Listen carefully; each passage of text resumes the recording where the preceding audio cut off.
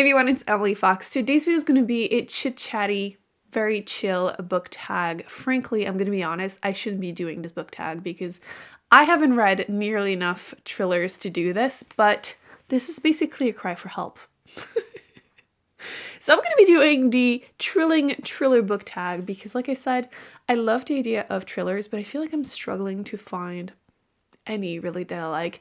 I've noticed that I tend to prefer the ones with sci-fi elements. In general, they've worked better for me, but I do feel like overall on the internet, people don't seem to know necessarily what a thriller is, myself included, clearly, because I've seen lists that included like The Hunger Games as a thriller, and I'm like, is it though? Is it?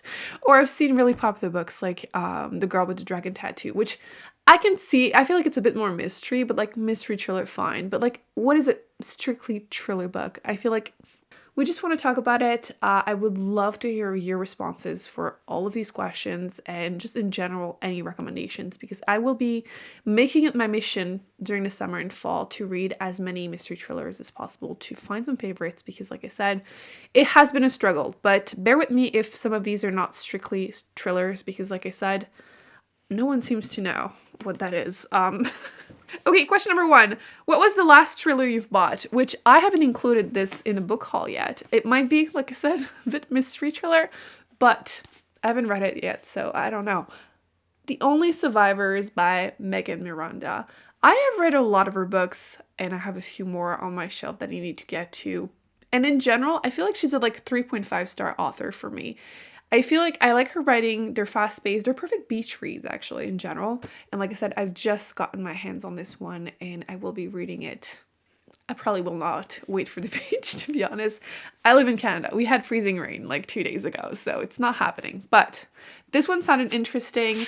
The premise is 2 vans with high school seniors crash, and multiple students and teachers pass away, and then 9 of them survive, and then things later on seems to hint that they hid what happened, which was giving me vibes of Yellow Jackets, which I've watched season 1 and it was great. Can't wait to continue. Kind of dark. But yes, I'm looking forward to trying that one. Like I said, I've read a lot of her books and she tends to play with timelines. I don't know if she's going to do that, actually. I take it back. It does look like there's going to be back and forth, but I know she's pretty solid. But the last book that I've read by her, I think, was The Quiet Place. The first half was good, but the second wasn't, so I kind of just decided to still give her another shot and try her newest release. It's bright pink too, like, of course. So I'll let you know what happens with that one, but that's the last one that I've bought. Question number 2, show us the thriller you most recently added to your TBR. Again, I haven't read it yet, so hopefully it is thriller enough to count, but The House in the Pines, which I have the audiobook of that on my phone. This one is a new release. It came out in January this year. I'm now seeing that the ratings are really not good. Well, too late. I have it. I will listen to it. See, on Goodreads it says mystery thriller. Who knows? So the main character witnesses the sudden death of her friend, and she kind of forget what happens, and then one day she's in the forest and she sees something, which I'm assuming is the house in the pines. Who knows? I will try it. I'm a sucker, clearly. I want to try it anyway. I mean, I have it. The Goodreads rating, it's a lose-lose situation because I don't always agree with the high-rated ones, but I often agree with the low ones. So, like, it's a lose-lose situation. Actually, I had a pre-film back in the day, in December, about highly rated books on Goodreads that I don't think are worth the hype. Would you like to see it? I might edit that while I'm recovering from surgery, but yes, I don't know why I'm letting it affect me, but it is. So question number 3, we're moving on. What thriller did you have high expectations for but ultimately let you down? I think the latest one that I've read, which I think a lot of people will agree with, is Upgrade by Blake Crouch. Actually, now I'm curious, what are the ratings? Because I have read a lot of his books, and I mean a lot of his books, most of them. And I loved some of them. We're going to talk about some of them actually in a second. And the further back I went, the worse it was. But I felt like things were improving book by book, so I had high expectations with this one, and no, it was a meh. Oh, it's 3.82. It's not that bad for Goodreads. I think that this book just made it way more obvious that he was trying to work on the flaws that people were complaining about, or at least it felt like it. Like in his other books, it's definitely like thriller sci-fi. Actually, that's why they work for me. But the characters are not great, but nobody's reading them for the characters' depth or like growth. Like nobody cares. But he tried to do it with this one. It was a flop. It was a flop. I'm also not a big fan of people with like superpowers and like getting stronger and stronger and faster and everyone like the stakes are very low. It feels like, even though, you know, the whole planet is at stake here. But yeah, it was a flop for me. I give it 3 stars, which is not awful, but yeah, I was excited for it. And Question number 4, what tropes do you love and hate in thriller books? Okay, we're gonna go with the ones I hate because clearly I love complaining.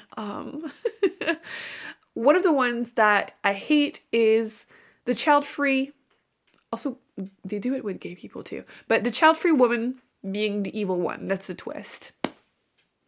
Why did they do this? It is so common, and even when they're not the murderer, like they're still evil. Like when you notice it, you can't unsee it. It's just so annoying. It happens really often in mystery thrillers, so not a fan of that one. Also, with often the thriller with a hint of sci-fi, but not always, they don't give you the answer. I've mentioned it so many times how much I hate it because it feels so lazy. Hi, cat. Like I'm thinking, what will not be a spoiler? Bird Box. I feel like the movie gave you more of an answer than the book. Like, just tell me. I don't care if it's aliens. I don't care if it's like a super disease or ghosts or like, I don't care. Just tell me. That's your job. Just tell me. And yeah, when they don't tell you, I hate that. And like I said, the ones that I like, anything with sci-fi elements with an answer. That's what I like. Like, I feel like sometimes the line is like, where's the line? Like, the stressful sci-fi can still kind of count. I feel they're more sci-fi thriller than thriller sci-fi, but I'm thinking the Andromeda Strain, for example, by Michael Crichton. Writing is ridiculously dry, to be warned, but like, it's kind of first contact with aliens, kind of, but like, this feels very thrillery for sci-fi, you know? So I will look past, you know, the characters or the writing style if the concepts are interesting enough. I'm a sucker for concepts, so yeah. Number 5, recommend an underrated thriller. Okay, this is where I feel like I am failing at this because most of the ones I've liked are popular.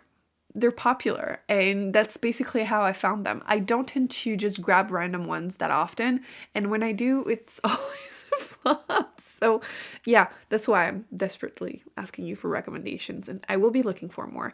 Like the least popular one that I've read, now I'm thinking about it, I feel like it's more of a mystery, but The Night Swim, kinda.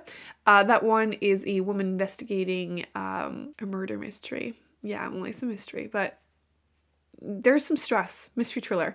And as she's doing that on her podcast, she ends up trying to figure out what happened to an older case. So thriller elements, yeah. But about 87,000 ratings on Goodreads, so it's really not underrated. It's just the lowest read one that I've read that was also good. So yeah.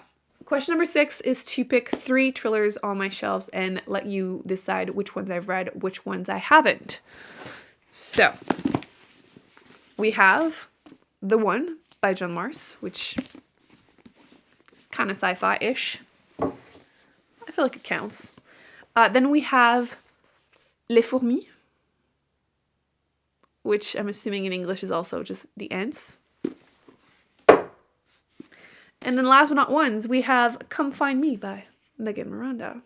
So out of the 3, which ones do you think I have read? Which ones do you think I haven't? Feel free to vote in the comment section. I'll let you know at the end. Question number 7. People are often intimidated by the thriller genre. Are they? Recommend a thriller for beginners. I will be recommending my favorites that are still kind of accessible. Like I was mentioning, Blake Crouch. Dark Matter, I think, is like the easiest way to start by him. It's the most accessible one. You have this 40-year-old man who one day ends up being kidnapped, and when he wakes up, his wife is not his wife, his son is nowhere to be found, and he's trying to go back to them. It's a thriller sci-fi.